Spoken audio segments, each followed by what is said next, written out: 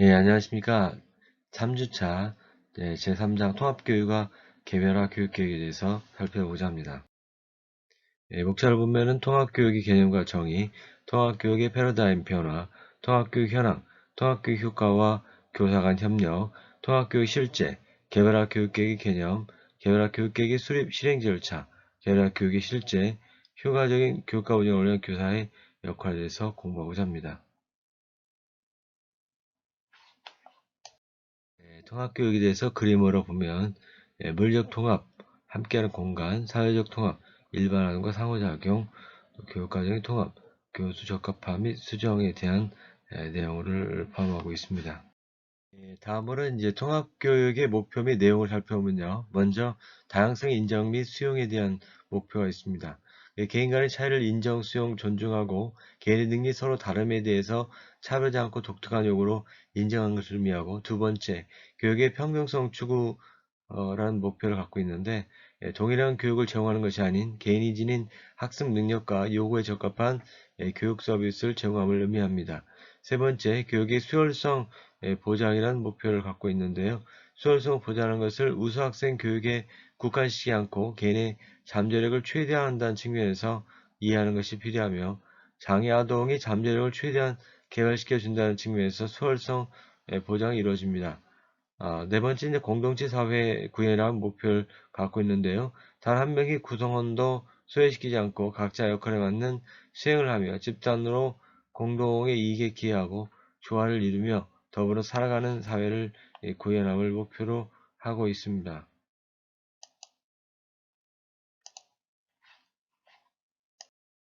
현재 이제 통합교육이라고 하는 것은 그 용어로 볼 때 inclusion, 완전 통합을 말하는 것입니다.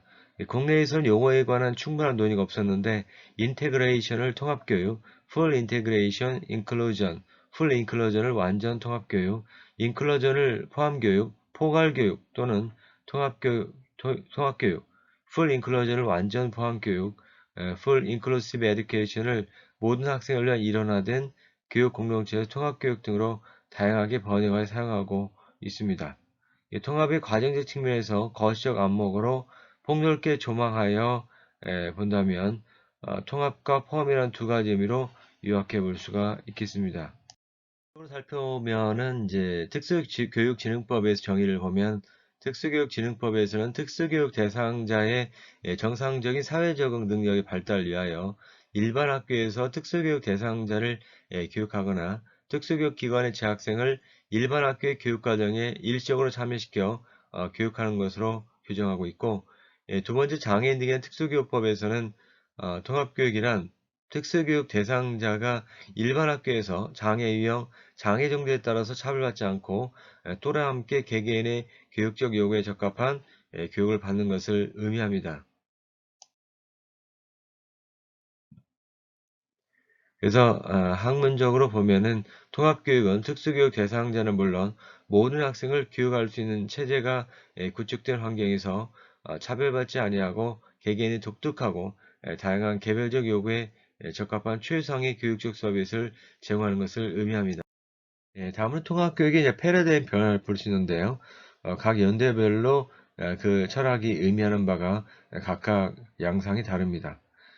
정상화의 원리, 탈시설화의 원리, 최소 제한 환경 원리, 주류 원리, 일반 교육 주도의 원리, 완전 통합의 시대까지 각 영역별 특징점들을 살펴볼 수가 있겠습니다. 정상화 원리라고 하는 것은 장애 아동이 이제 비또래 아동처럼 동일한 자유, 생활 선택, 상황 및 기회 등에 대한 권리를 가진 것으로 보야 한다는 그 원리고요. 두 번째로 탈시설화 원리는 지적 장애 아동을 대규모 시설로부터 가족과 보다 작은 지역사회의 시설로 이동시키려는 그런 운동입니다. 세 번째, 최소 제한 환경의 원리는 1975년 미국 장애인 교육법에서 처음 명시된 용어로서 장애 아동을 또래 비장애 아동으로부터 최소한으로 분리시켜야 한다는 그 원리를 의미합니다. 네 번째, 이제 주류화의 원리는 1980년대 새롭게 등장한 개념으로서 장애 아동을 가능한 일반 아동의 생활 흐름에 포함시키는 것을 의미한다고 봅니다. 그 다음에 일반 교육 주도의 그 개념은 장애아동이 적절한 교육을 받기 위해서는 근본적으로 기존 학교 제도의 개혁이 필요하다고 등장하면서 시작됐는데요. 학교로부터 장애아동을 구별하고 특수교육 서비스 대상자인지 결정하는데 많은 시간과 노력을 기울여내신 모든 아동에게 적절한 서비스를 제공하기 위해서 많은 노력을 기울이는 것을 의미합니다. 그다음 마지막으로 완전 통합은 1990년대 중반으로서 일반 교육을 주도를 실현하기 위한 프로그램 모델을 지칭하는 그런 용어가 되겠습니다. 장애 유형과 정도에 관계없이 비장애의 또래와 일반 학교에 배치하는 원리와 실제를 의미합니다. 다음에 보시면 이제 일반 학교의 통합교육의 특수교육 현황을 살펴볼 수가 있는데요. 초등학교, 중학교, 고등학교 뭐 이런 프로테이지를 살펴볼 수 있겠죠. 그래서 초등학교는 51.2%, 중학교는 23.4%, 고등학교는 18.7%로서 그 현황을 살펴볼 수가 있겠습니다. 다음은 통합교육의 효과와 교사 간 협력 측면입니다. 통합교육 효과로서 특수교육 대상 아동에 주는 효과입니다. 일반 아동과 정규 아동 학교 생활을 통해서 경험의 폭이 넓어지고 다양한 교육적 경험을 제공해서 독립심과 자립심 형성에 긍정적 결과를 가져오며 학교 생활의 교육 과정에 따라서 규칙적인 행동과 올바른 생활 습관이 습득되며 잠재되어 있는 능력 및 잔존 능력이 상호작용을 통해서 발달되는 기회가 됩니다. 또한 일반 아동 행동을 보고 모방함으로써 발달의 촉진과 관찰 학습을 할 수가 있게 됩니다. 두 번째는 통합교육이 일반 아동에 주는 효과입니다. 특수교육 대상 아동과 함께하는 체험을 통해서 성인으로부터 얻은 장애에 대한 부정적 인식이 개선되는 기회가 되며 또 자신과 다른 친구의 존재를 알게 되며 나와는 다름을 자연스럽게 알게 되며 또한 특수교육 대상 아동을 가르쳐주면서 자신의 지식을 보다 확실하게 할 수 있고 특수교육 대상 아동을 배려해주고 도와주는 마음으로 감정이입 등의 사회적인 행동이 다양하게 향상될 수 있겠습니다. 세 번째는 통합교육 교사에게 주는 효과를 살펴보면 다양한 특성을 지닌 아동을 경험함으로써 교사로 좀 더 관심을 가지며 여러 영역의 장애에 대해서 학습하는 기회가 되고 교사 자신의 발전 기회가 됩니다. 또한 모든 학급 아동에 대한 관찰력이 생기고 지도교수 방법의 능력이 향상되고 또 일반 교사와 특수교사 간 협력이 강조되며 이를 통해서 아동에 대한 특성을 잘 이해하고 특수교육 서비스의 교육적 지식 정보를 공유하게 됩니다. 또한 장애를 극복하고 성장하는 아동에 감동하며 교사로서의 긍지와 보람을 느끼게 됩니다. 다음은 핀란드의 특수교육 사례를 살펴보고자 합니다. 대부분 아이들이 이제 특수교육을 받은 적이 있는데요. 그러나 특수교육이란 전혀 특수하지 않은 것입니다. 오히려 특수교육 경험이 없다면 오히려 특수학생인 셈입니다.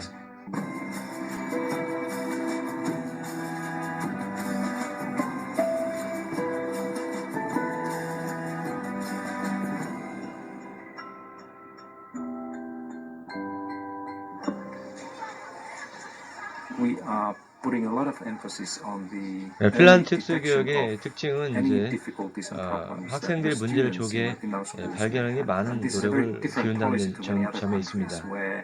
These measures are designed in a way that they are implemented only when the problems have emerged and are too visible. But we don't think like this in Finland. I think we believe in this early intervention to make sure that those who are likely to be in trouble will be recognized early and provided help and support as quickly as possible.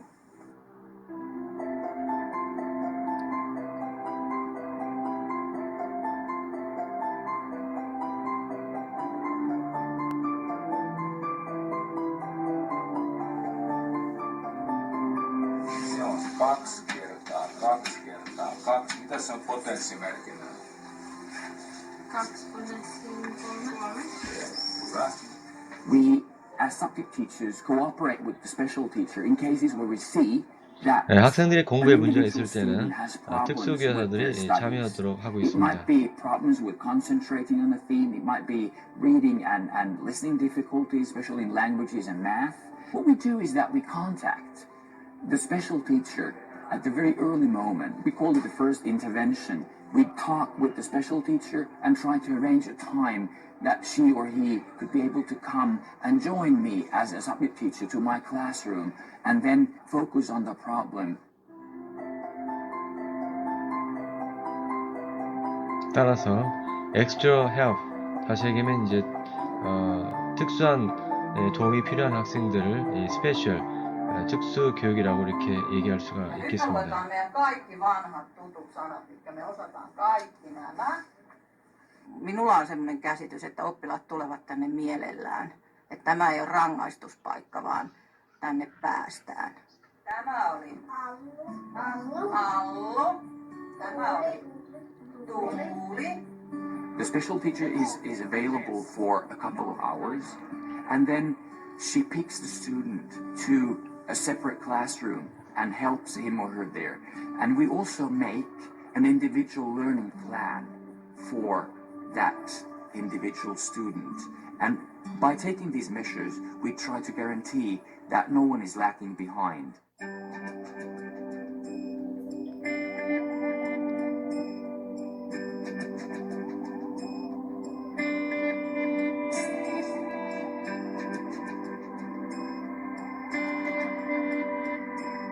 Ei melkein niin kuin kestä sitäkään, että siinä on 3 muuta hänen lisäkseen. Eli todella niin kuin... Onko niitä ollut aina niitä keskittymisvaikeuksia? Ei, se on ihan uusi. The student welfare team gathers on a weekly basis, and subject teachers inform the group with different cases. There might be bullying, they might be skipping classes, they might be learning difficulties, there might be behavior problems, all kinds of things.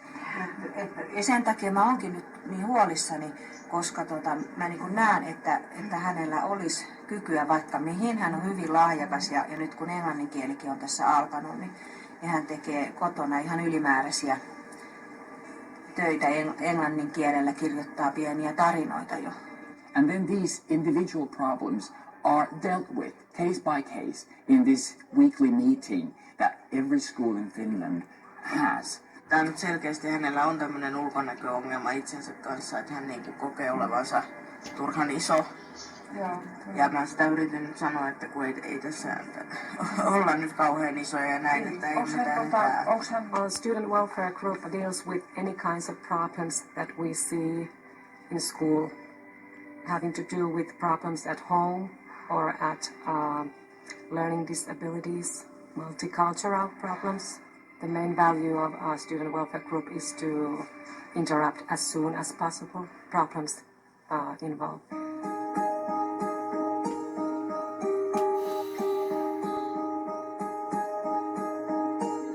With this policy, we are trying to really make it easy for everybody to say, yes, I have some areas where I need help now. Is there anybody who can help? Rather than trying to hide these things. And in many cases, when you do this, in the later years, they will come and accumulate even more difficult problems. So I think with this, we have been able to positively affect both the equity of the system and also the quality of the system. 예, 잘 보셨습니까? 16-year-old Finns who are leaving. 예, 다음으로는 일반 교사와 특수 교사의 협력 방안인데요. 먼저 일반 교사와 특수 교사 협력 방안입니다. 교사 간 협력의 가장 두드러진 저희 요소는 역할에 대한 이해 부족, 협력 체계의 미흡, 협력에 대한 평가와 지원 부족, 협력 기술에 관한 훈련 부족으로 나타나고요. 많은 학생 수나 협력을 위한 시간 부족 같은 실천적인 방해 요소, 협력 절차에 대한 불확실한 정의, 개념상의 장벽, 통합이나 상대 교사에 대한 부정적인 태도 같은 개념적인 방해 요소가 있습니다. 또한 일반 교사와 특수 교사 서로 긍정적인 상관관계를 구축할 수 있도록 조직적인 구조를 형성해야 하며, 교사는 정보나 기술을 교환하는 능력, 문제를 해결하는 능력, 문제를 해결하는 기술, 일치된 의견으로 결론에 합의하는 기술을 적절하게 사용하도록 훈련함으로써 교사 간 협력을 원활하게 수행할 수가 있게 됩니다.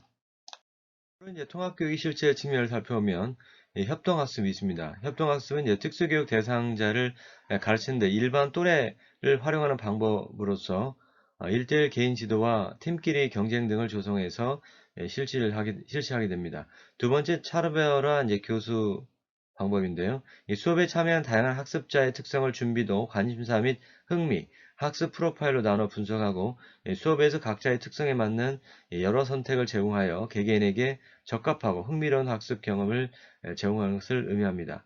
세 번째 협력교수 방안인데요. 이 협력교수는 일반 교사와 특수교육 관련 전문가가 교육계의 교수 평가에 직접적으로 참여하면서 상호작용적, 역동적 관계를 형성하며 교수 간의 팀 티칭에서 전문적인 교수 장점의 교류를 통한 지속적인 학급 운영에 초점을 맞추게 됩니다. 다음으로 이제 각 영역별 통합교육을 위한 실제 사례를 살펴보면 시각장애는 이동 능력을 향상시키기 위해서 학급, 학교, 지역사회 환경을 탐색하고 학습하도록 돕고 촉감을 발달시키고 청력을 이용하는 활동을 함께하여 정보 획득 능력을 발달시키게 되고 또한 또래 아동과 미소를 짓거나 시선을 마주보는 법 등을 학습하도록 돕는 방법, 가족과 협력하여 방향 감각과 이동 능력을 발달시켜 가정과 학교 상황에 적응하도록 돕는 방법, 또 학급에서 일반 아동과 정상적인 목소리로 대화하고 상호작용할 수 있도록 돕는 방법 등이 있겠습니다. 청각장애 실제를 살펴보면은 교사와 교실의 자리 배정에 관심을 가지고 청각장애 아동의 잔존 청력이 남아있는 우수한 기초 방향으로 배정하는 경우, 또한 청각장애 아동과 대화할 때 말의 속도에 주의하면서 천천히 말하고 입 모양을 정확히 보여주는 방법, 청각장애 아동이 일반 아동과 자연스럽게 상호작용하도록 분단 학습 활동을 돕는 경우, 또 학교와 가정이 연계하여 일관성 있게 청각장애 아동의 의사소통 기술을 향상시키는 방법, 또 청각장애 아동이 사용할 음향기기, 예컨대 보청기나 인공 아우기기에 대한 이해를 돕는 경우, 또한 보청기를 착용하고 학급에서 적절히 활동할 수 있다는 점에 확신을 시키는 경우, 이런 경우를 들 수 있습니다. 지적 장애 및 발달 지체 아동들입니다. 각 아동의 학습 능력에 먼저 초점을 맞추고 학습의 일반화와 전이를 촉진시키는 경우, 과제의 구성 요소를 명확히 제시하고 학습 분위기를 산만하게 하는 외부 자극을 줄이는 방법, 단순한 과제를 시작하여 학습 기술을 습득해 감에 따라서 점차적으로 복잡한 과제로 단계로 넘어가는 경우, 또 다양한 시청각 자료의 구체적인 제시를 통해서 학습의 정확한 개념의 이해를 돕는 경우, 또 일반 아동과 적절한 행동으로 상호작용할 때 과제를 정확히 수행할 때는 보상을 주는 방법 등을 생각해 볼 수가 있겠습니다. 다음으로 지체장애 및 건강장애 실제입니다. 지체 및 건강장애를 지닌 아동이 활동할 수 있는 교실 환경을 조성하는 경우, 교실 학습 활동에 다양한 환경을 제공하고 또래관계 증진에 유익함을 얻도록 지원하는 경우, 부모와 상담을 통해서 아동의 신체적, 건강적 특성을 파악하고 요구를 충분히 이해하는 경우, 또한 학교 활동 및 교실 활동에서 자발적으로 성취할 수 있는 학습 동기와 능력을 제공하는 경우 등을 들 수가 있겠습니다. 다음은 정서 행동 장애 아동인데요. 특수교사와 일반 교사는 아동이 방과 후에 다니는 전문기관 등과 협력하여 교육 효과를 극대화하는 경우, 명확한 일정표와 규칙을 마련하고 학급 내 모든 아동이 긍정적인 결과를 확보하는 경우, 모든 아동의 학급 규칙의 사회적 행동, 예컨대 지시 따르기, 인사 나누기, 장난감 함께 가지고 놀기, 화날 때 사용하는 말 등을 교실 내 목록표로 작성 비치하여 피드백 주기, 또한 아동의 학교 생활과 교육의 성공적 지원을 위해서 관련 전문가에게 도움 요청하기 등을 들 수가 있겠습니다. 다음은 자폐성 장애 아동인데요. 자폐성 장애 아동의 고유의 특성을 파악하여 아동의 의사소통 의도를 이해하고 아동의 기능 수준에 맞게 지도하고 직접적인 문단을 이용하여 가급적 언어적 부담을 줄이는 경우, 명확한 신체적 단서 또는 시각적 모델링을 이용하여 의미 있는 활동을 하도록 설득하는 경우, 자폐성 장애 아동은 시각적인 능력이 뛰어난 경향이 있기 때문에 정보를 제공할 때 고려해서 제시하는 방법 등을 들 수가 있겠습니다. 의사소통 장애 아동인데요. 조음장애는 학급 발표 상황에서 조음장애 아동이 발음의 오류를 보이대로 이해하는 경우, 유창성 장애는 말을 더듬는 장면에서 재촉하거나 다시 말할 것을 요구하기보다는 기다려주는 경우, 음성장애는 음성 오남용으로 발생하기 때문에 가정과 연계하여 음성 휴식을 제공하는 경우, 언어장애는 구문론, 의미론, 화형론적인 어려움을 지니기 때문에 아동의 특성을 파악해서 지도하기 등을 들 수가 있겠습니다. 마지막으로 이제 학습장애 아동인데요. 아동이 반복된 학습의 실패로 인한 학습 무력감에서 빠져나올 수 있도록 격려와 지지하는 경우, 학습 능력의 현 수준을 고려하여 적절한 내용과 수준의 학습 제시로 성취감을 제공하는 경우, 학습 제시 요점과 의미를 명확하게 하기 위해서 예를 많이 들어주고 강화하는 경우, 또 새로운 자료나 기능을 학습할 때는 평소보다 더 많이 연습을 시키는 경우 등을 들 수가 있겠습니다. 오늘 개별화 교육계획에 대해서 좀 살펴보도록 하겠습니다. 장애인 등에 대한 특수교육법에서 다음과 같이 정의하고 있는데요. 각급 학교의 장이 특수교육 대상자의 개인의 능력을 개발하기 위하여 장애 유형 및 장애 특성에 적합한 교육 목표, 교육 방법, 교육 내용, 특수교육 관련 서비스 등이 포함된 계획을 수립하여 실시하는 교육을 의미합니다. 그러면 개별화 교육 계획의 기능을 살펴보면 부모, 교사 및 행정가가 특수교육 대상자에게 어떤 교육적 서비스와 관련 서비스가 시행되고 있는지 파악하는 관리 도구로서의 기능을 하고, 또한 특수교육 대상 아동의 진보 상황을 알아보는 평가 도구의 역할을 하여 교육의 적절성을 평가하는 데 중요한 서류의 기능을 갖게 되며, 특수교육 대상 아동에 대한 적절한 교육적 배치와 절차를 위한 도구로서의 기능을 갖게 됩니다. 그 다음에 개별화 교육계획의 이제 수립 실행 절차인데요. 먼저 이제 구성 요소를 보면은, 장애인 등의 특수교육법 시행규칙 제4조에 제시하는, 그, 개별화 교육계획의 구성 요소 측면입니다. 특수교육 대상자 인적사항, 특별한 교육 지원이 필요한 영역의 현재 학습 수행 수준, 장기, 단기 교육 목표, 교육 내용, 교육 방법, 평가 계획, 특수교육 관련 서비스가, 구성 요소로 포함이 되어야 합니다. 따라서, 개별화 교육 지원팀을 구성해야 하는데요. 이 학교장, 보호자, 특수교육 교원, 일반 교육 교원, 그다음에 진로 및 직업 상담 교원, 특수교육 관련 서비스 담당자가 포함이 되어야 합니다. 다음은 이제 수립 실행 절차하면 다음 같은 이제 표로서 정리해 볼 수 있는데요. 진단 및 평가 의뢰, 진단 평가 실시, 특수교육 대상자 선정, 배치, 개별화 교육 계획 작성, 개별화 교육 계획 실행, 개별화 교육 평가 및 검토 과정을 거치게 됩니다. 다음은 개별화 교육 계획의 실제 측면인데요. 그래서 개별화 교육 계획 양식을 교재에 좀 참고를 좀 해 보시기 바랍니다. 또한 이제 효과적인 교과 운영을 위한 교사 역할은 특수교육 대상 아동에게 올바른 교육적 접근을 위해서 공통 교육과정과 기본 교육과정에 대한 이해는 물론 개별적 요구와 특성을 반영한 개별화 교육계획의 충분한 이해를 바탕으로 교육계획을 수립하고 실행해 나가야 합니다.